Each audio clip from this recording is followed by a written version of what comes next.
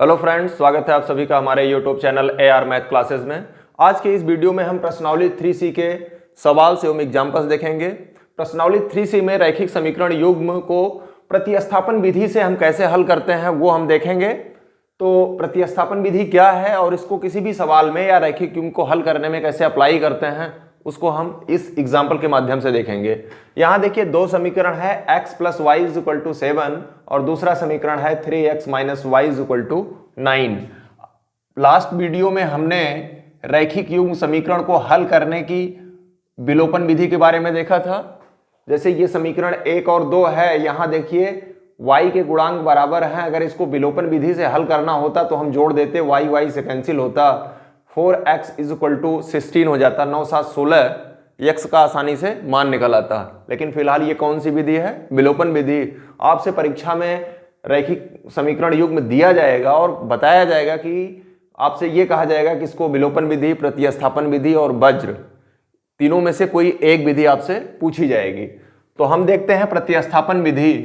तो प्रतिस्थापन का मतलब होता ही है कि किसी एक चर के स्थान पर दूसरे चर का मान रख देना, यानी एक चर का मान दूसरे चर के रूप में किसी चर के स्थान पर रख देना। प्रतिस्थापन यानी एक के स्थान पर दूसरे का मान रख देना। तो हम पहले समीकरण से x का मान y के रूप में या y का मान x के रूप में लिख लेंगे। ये कैसे करेंगे? हम पहले समीकरण से। फिर से देखिए हमने क्या कहा कि दो समीकरण को आपको हल करना है प्रतिस्थापन विधि द्वारा। प्रतिस्थापन विधि में पहले समीकरण से किसी एक चर का मान दूसरे चर के रूप में लिख लेंगे। कोई भी एक चर, चाहे x ले लीजिए चाहे y ले लीजिए। फिलहाल हम लेते हैं y, x + y = 7 या y = 7 - x। हालांकि आप x = 7 - y भी ले सकते हैं, कोई जरूरी नहीं है कि y ही लिया जाए। अब आप लिखेंगे y का यह मान समीकरण, आपने 1 से y का मान निकालना है, इसलिए आप इसको y 1 में नहीं रख सकते हैं। जिससे आपने चर का मान निकाला है उसको छोड़ करके दूसरे वाले समीकरण रखिए। तो y का यह मान समीकरण 2 में रखने पर, जब समीकरण 2 में रखते हैं तो देखिए आपको मिलता क्या है। समीकरण 2 क्या है? 3x - y और y बराबर क्या है? 7 - x। 7 - x = 9। आई होप यहां तक आपको बिल्कुल समझ में आ गया होगा। अब आप कोष्टक तोड़ते हैं तो ऋण का गुणा जब धन 7 में करेंगे तो ये ऋण 7 आ जाएगा। फिर ऋण गुणे ऋण बराबर क्या होगा? धन, और ये बराबर कितने के? 9 के। जब आपको किसी समीकरण से एक चर का मान निकालना होता है तो चर को एक तरफ और जितने अचर पद हैं सबको एक तरफ करेंगे। तो यहाँ 3x, यहाँ x जोड़ देंगे तो क्या आ जाएगा?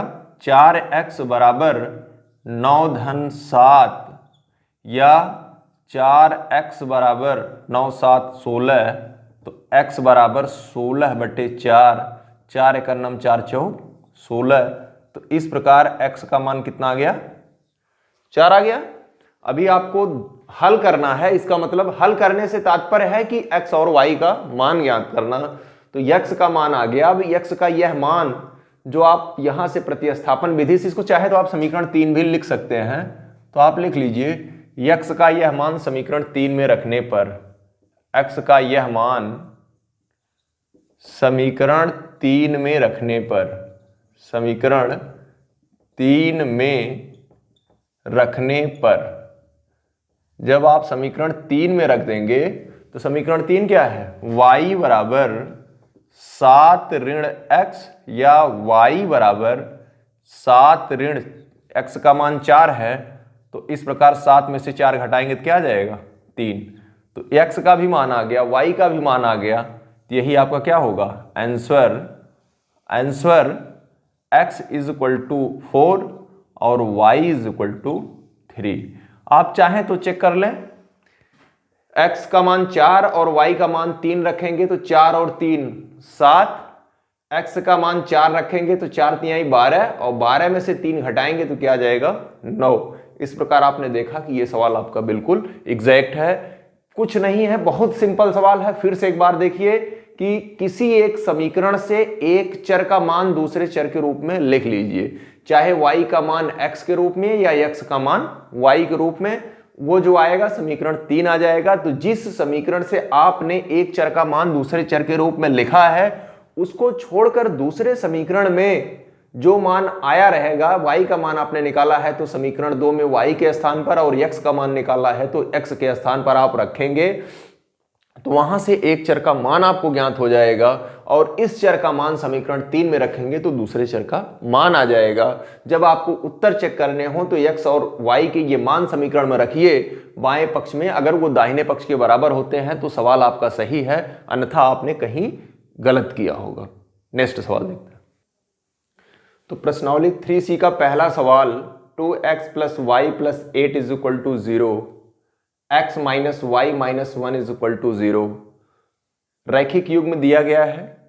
यहां से प्रतिस्थापन विधि द्वारा आपको हल करना है या x और y के मान ज्ञात करने हैं। हम पहले को समीकरण 1 मानते हैं और दूसरे को समीकरण 2 मानते हैं।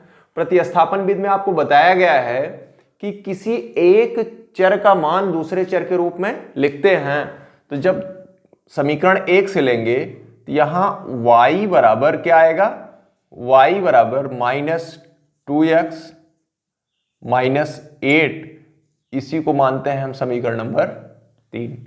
देखिए y बराबर जब आप लिखेंगे 2x जब बराबर के उस तरफ जाएगा तो माइनस 2x, 8 उस तरफ जाएगा तो ये भी माइनस 8। अब आप लिखिएगा y का यह मान, y का यह मान समीकरण 2 में रखने पर, y का यह मान समीकरण 2 में रखने पर, जब y का यह मान समीकरण 2 में रखते हैं तो देखिए समीकरण 2 है क्या, x minus y minus 1 is equal to 0। अब x को तो ऐसे रहने दीजिए और ये y बराबर minus 2x minus 8 minus 1 is equal to 0। अब माइनस का गुणा माइनस में करेंगे तो क्या हो जाएगा, प्लस, ये होगा आपका x plus 3x plus 8 minus 1 is equal to 0। ये x और सॉरी यहां 3x नहीं होगा बल्कि क्या होगा 2x। देखिए माइनस का गुणा माइनस में करेंगे तो प्लस होगा 2x और प्लस 8 माइनस 1। 2x और x में जोड़ेंगे तो कितना आ जाएगा 3x और 8 में से 1 घटाएंगे तो क्या हो जाएगा प्लस 7 इज इक्वल टू 0, या 3x is equal to minus 7, या x is equal to minus 7/3। x का मान निकल आया।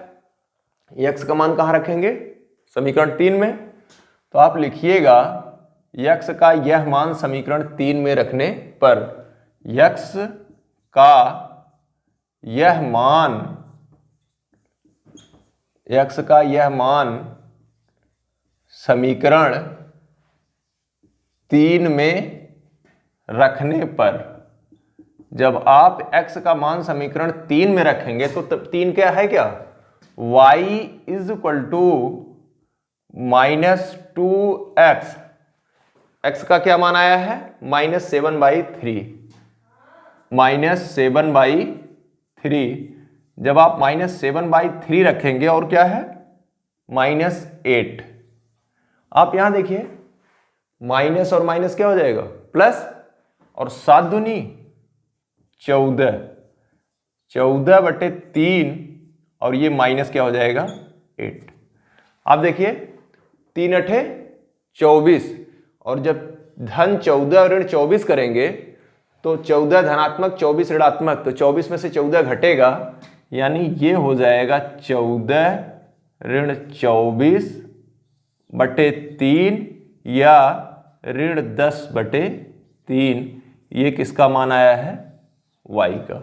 तो इस प्रकार इस सवाल में x बराबर ऋण 7/3 और y का मान ऋण 10/3। आप चाहें तो x और y का यह मान यहां अप्लाई कर दें, ऋण 7/3, ऋण ऋण धन 10/3, 10 में से 7 घटेगा 3 आएगा, 3/3 बराबर 1 आ जाएगा और 1 ऋण 1 बराबर 0।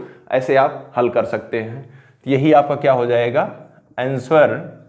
आंसर में क्या आएगा, x इज इक्वल टू -7/3 और y is equal to -10/3। 3C का दूसरा सवाल, x minus y is equal to 2, x/2 plus y/2 is equal to 6।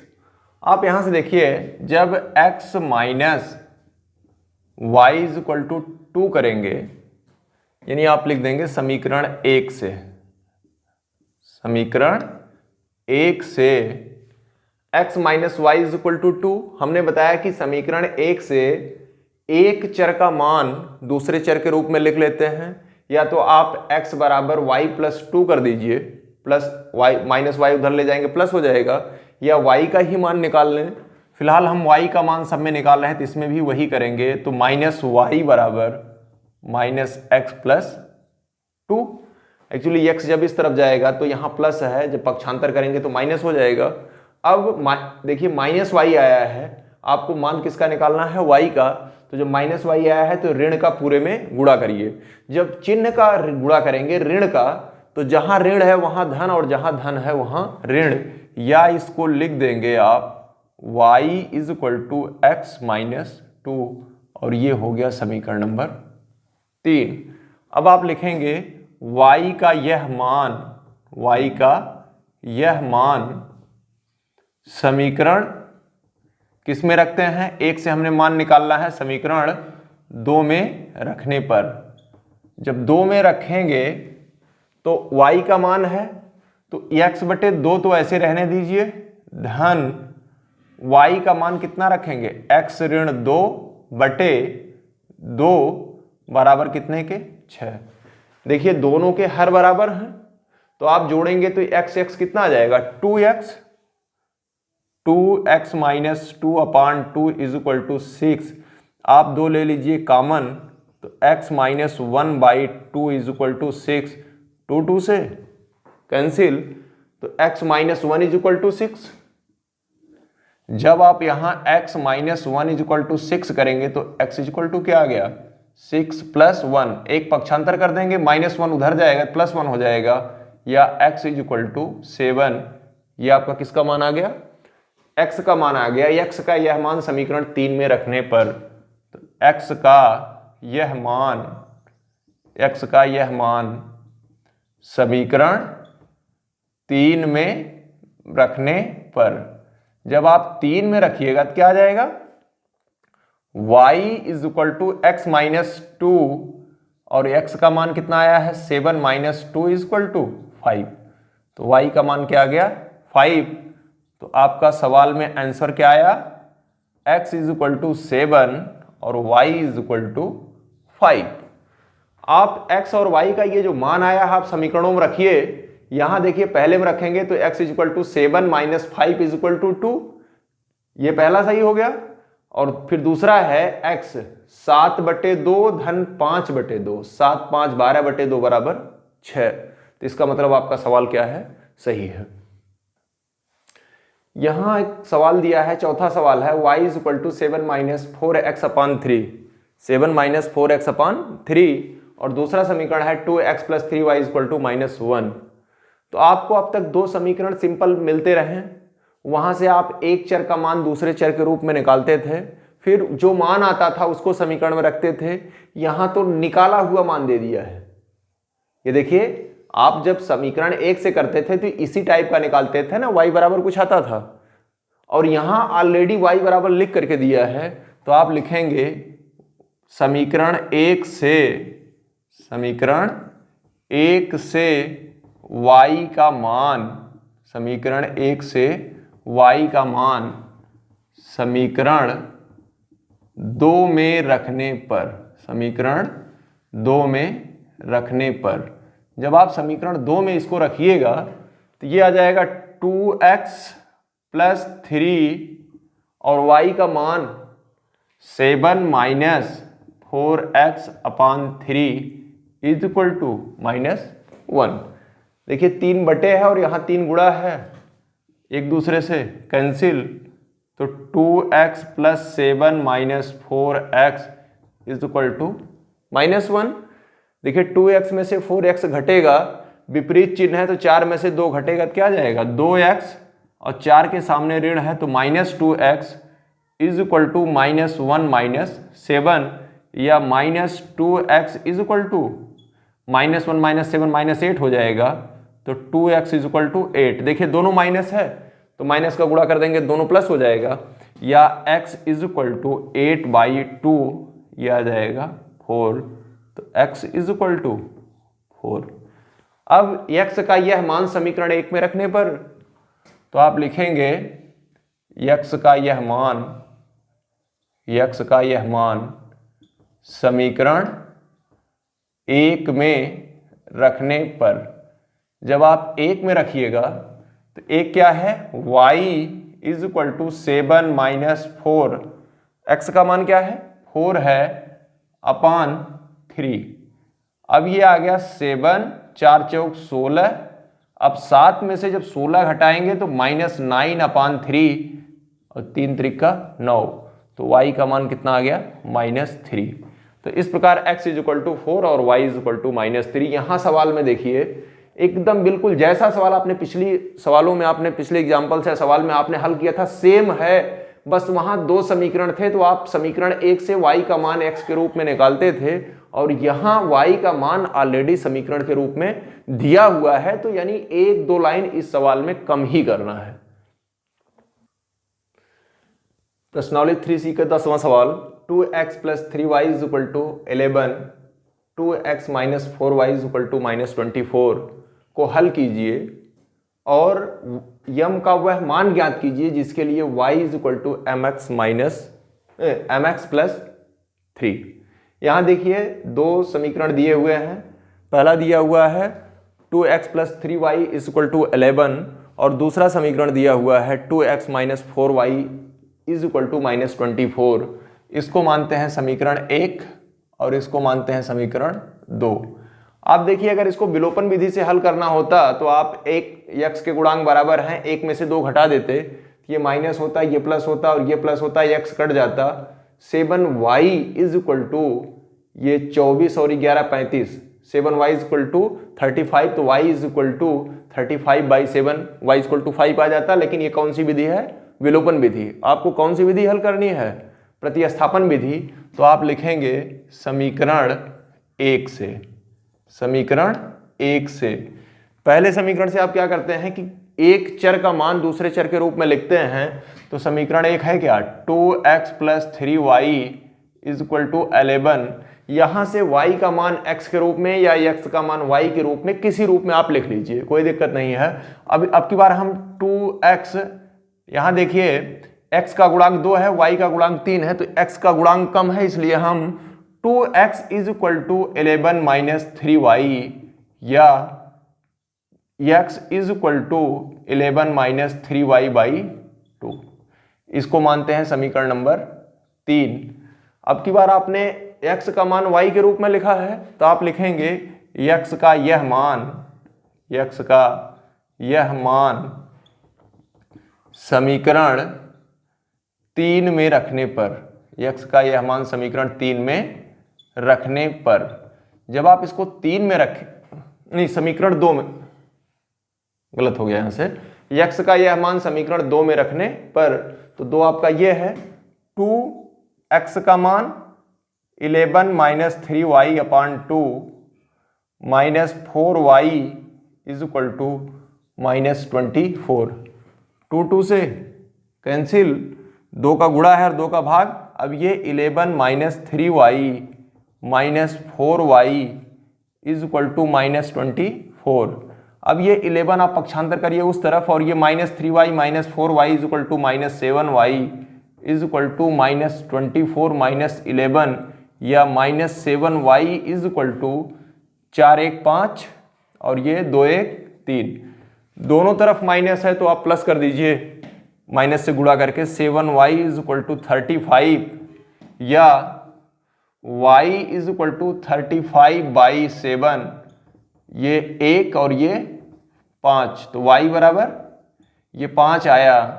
y का यह मान समीकरण 3 में रखने पर y का यह मान किस में रखेंगे? समीकरण 3 में। समीकरण 3 में रखने पर, तो जब आप समीकरण 3 में रखेंगे तो x का मान यहां से निकालेंगे, x is equal to 11 minus 3y यानी 3 गुणे 5/2, तो क्या हो गया 11 और 3 बचे 15। ये 11 में से अगर 15 घटाएंगे तो ऋण 4/2 और ये बराबर आ जाएगा ऋण 2, तो x बराबर ऋण 2। अब आप देखिए आपका सवाल सही है या गलत। तो x बराबर ऋण 2 रखेंगे तो ऋण 2 गुणे 2 बराबर ऋण 4, और y का मान 5 है तो 5 चौक 20, ऋण 20 ऋण 4 बराबर ऋण 24। यहां रखेंगे ऋण 4 और 5 यहीं 15, ऋण 4 धन 15 बराबर 11। इस प्रकार x और y का मान इसको संतुष्ट कर रहा है। अभी आपको क्या निकालना है कि यम का मान निकालना है, जिसके लिए y is equal to mx+3 है। एक ये भी हल करना है, तो आप क्या करेंगे, यहां y is equal to mx+3 दिया हुआ है। अब x इज इक्वल टू -2 और y इज इक्वल टू 5, तो 5 is equal to m into -2 + 3। अब +3 आप इधर लाइए तो 5 - 3 इज इक्वल टू -2m, या 2 इज इक्वल टू -2m, या m इज इक्वल टू 2/-2, 2 से cancel, m is equal to -1। तो इस प्रकार आंसर आपका जो आया है वो x is equal to -2, y is equal to 5 और m इज इक्वल टू -1। ये आपका पूरा आंसर रहा। इस प्रकार आपकी प्रश्नावली खत्म हो गई। अब नेक्स्ट वीडियो में हम वज्र गुणनविधि द्वारा हम रैखिक समीकरण युग्मों का हल देखेंगे।